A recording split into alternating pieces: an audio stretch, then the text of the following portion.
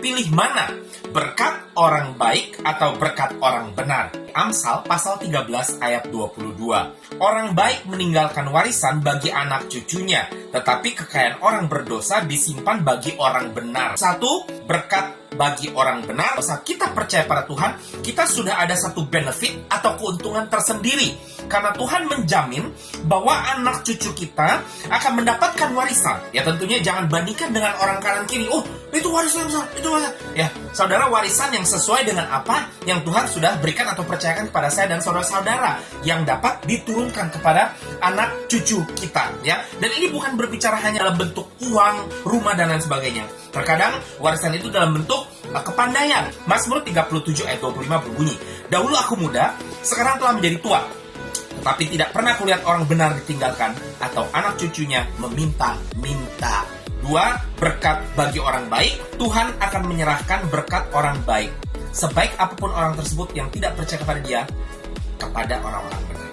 Dia baik, ya, generous, tanpa dia sadar kekayaan dia itu sebenarnya sedang disalurkan oleh Tuhan kepada orang-orang benar. Bagaimana caranya? Ya, misalnya mereka punya perusahaan, mereka butuh karyawan, dan ternyata yang di-hire itu adalah anak-anak Tuhan tanpa mereka tahu. Ini cara-cara Tuhan. Mazmur 23 ayat 5 berbunyi, "Engkau menyediakan hidangan bagiku di hadapan lawanku." Tapi bukan dibayangkan seperti, oh, kekayaan itu kita rok habis-habisan. Bukan seperti itu, ya. Tuhan akan memakai harta kekayaan orang-orang yang tidak benar, orang berdosa ini, untuk dibagikan kepada anak-anaknya dia yang percaya kepada dia. Tapi kok kita bisa lihat orang yang tidak benar tapi dia baik tetap bisa sukses? Ya karena dia baik, ya. Jadi peraturan orang baik itu tetap berlaku, ya, secara duniawi, ya.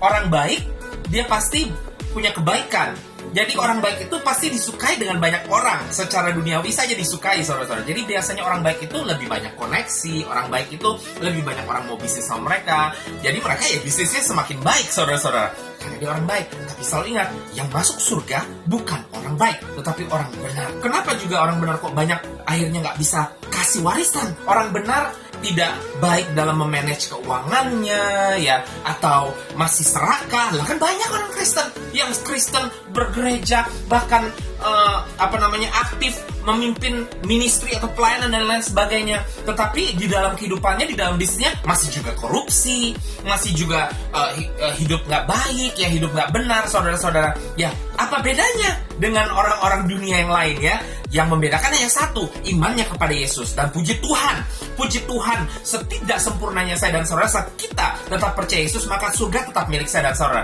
Tetapi tetap ada dampaknya kepada anak cucu.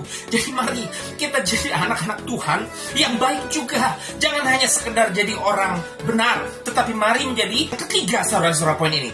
Orang benar yang baik. Saya nggak mau cuma dapat berkat orang benar, karena kalau saya sewaktu-waktu tidak baik memanage keuangan saya, ya hilang juga, saudara-saudara.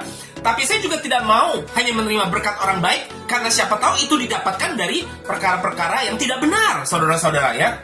Saya mau memilih berkat orang benar yang baik.